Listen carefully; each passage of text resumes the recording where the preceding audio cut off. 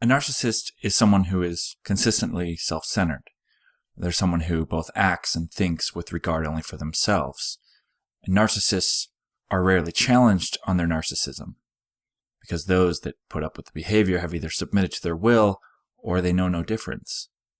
A child, for instance, wouldn't know their mother is a narcissist. And it isn't until the child is an adult and can see the enormous difference between her mother's behaviors and the behaviors of other female adults that she will start noticing narcissistic traits. The traits were well defined in a recent book called Narcissism Behind the Mask. Some of them were difficulty with empathy. So when someone is hurt, they don't show any concern and they don't try and comfort them. They have a clear self-focus when in interpersonal relationships, and they use other people for their own gains, and they don't consider the loss that might happen to the other individual. They like to brag. They like to brag and exaggerate about their achievements, and they tell fantastical stories about where they've been or what they've done or who they've met. And they look for opportunities to insert themselves into a discussion. So if you tell them a story, they will usually say, well, that would have never happened to me, or those bad things would have never happened had I been there. And they often claim to be an expert at everything. So anytime somebody is given credit for being good at something, they'll say, well, that's easy, or I've done that, or I can do that, or I can do even better than that. They're constantly always trying to one-up everybody. And they lack awareness of these behaviors. So they don't know that they're doing it. They're clueless to how they're acting. They've deluded themselves into believing that they can do no wrong.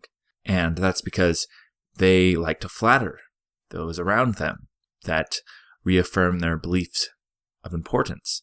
And so it doesn't help, because they're constantly seeking out those who will, again, reaffirm what they already believe. They have a denial of past negative behaviors. So something they would say is, well, I never said that, and you're just remembering things wrong. Or, you have a bad memory. They constantly push it onto you, as if you are at fault or you did something wrong in that. No, that wasn't me type attitude. Now, I use Pooh Bear because in the original Many Adventures of Winnie the Pooh, he says a lot of striking things that represent a narcissist almost perfectly.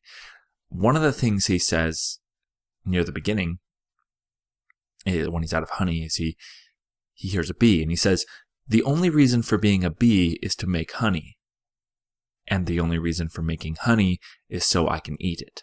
End quote. You can see that the conceited demeanor is laid quite thick here. Obviously, as a child, you don't notice that there's anything peculiar, and why would you? Winnie is sold as an adorable and lovable best friend. Why would anyone question his moral aptitude? Well, because we've got issues later in life now, and we need answers. So we're going to ride this scapegoat until its ankles are bruised. As the story progresses, Pooh is found in Rabbit's kitchen. A rabbit offers Pooh something to eat. Pooh accepts. Rabbit pours him a small helping initially, but Pooh requests more. And so Rabbit asks Pooh if he thinks it would just be better to take the whole jar.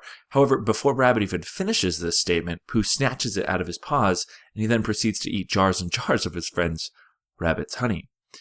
He, in fact, eats all of Rabbit's honey. And after devouring every drop, he tells Rabbit that he must be going. And as he's leaving out the hole that he came in, Pooh gets stuck. And Rabbit protests and declares that it must be the result of eating too much honey. But Pooh replies, it's all a result of people not having big enough doors. This is a gold standard response from somebody who suffers from narcissism. As stated earlier, we said that they lack awareness of their own behaviors and deny any negative past actions. Here's an exchange between Pooh and the narrator. The narrator says, Winnie the Pooh crawled out of the gorse bush, brushed the prickles from his nose, and began to think again. Think, think, think. And the first person he thought of was, this is where Pooh Bear says, Winnie the Pooh? The narrator replies, no, Christopher Robin. And then Pooh gives a frowny face.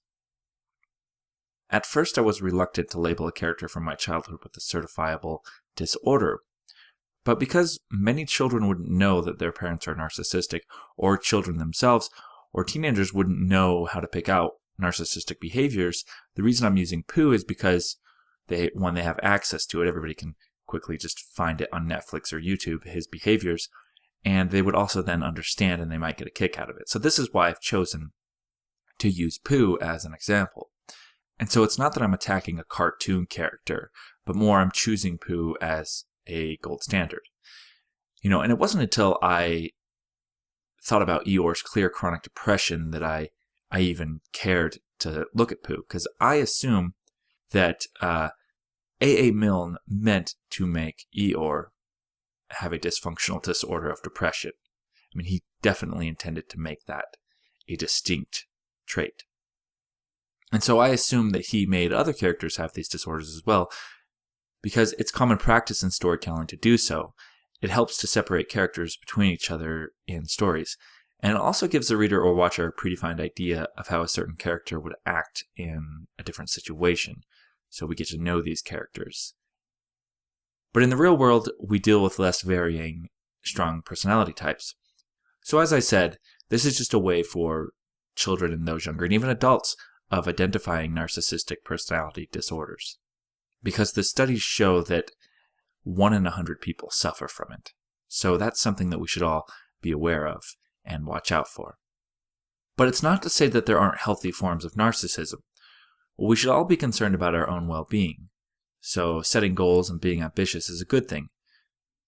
But to avoid detrimental narcissism, it requires remaining truthful to yourself.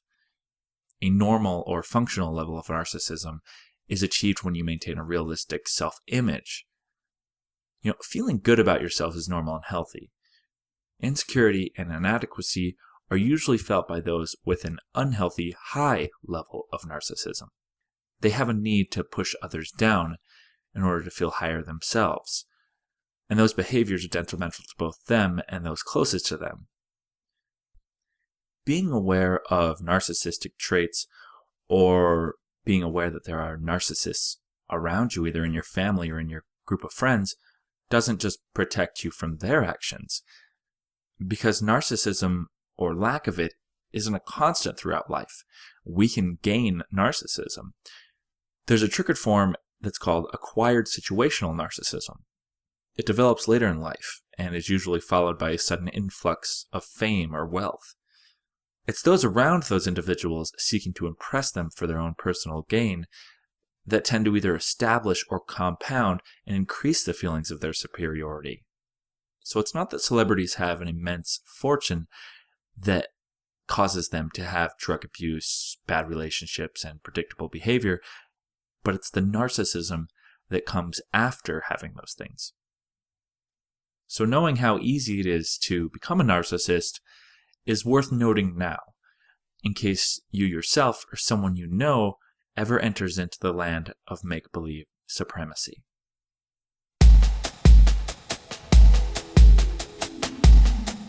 Hey everybody, it's Jacob Williams from WiLDacademy.com. If you'd like to comment on this episode, you can go to WiLDacademy.com. From there you can go to articles, and you can select the article for this week. We have comments down below, and I would love to hear from you.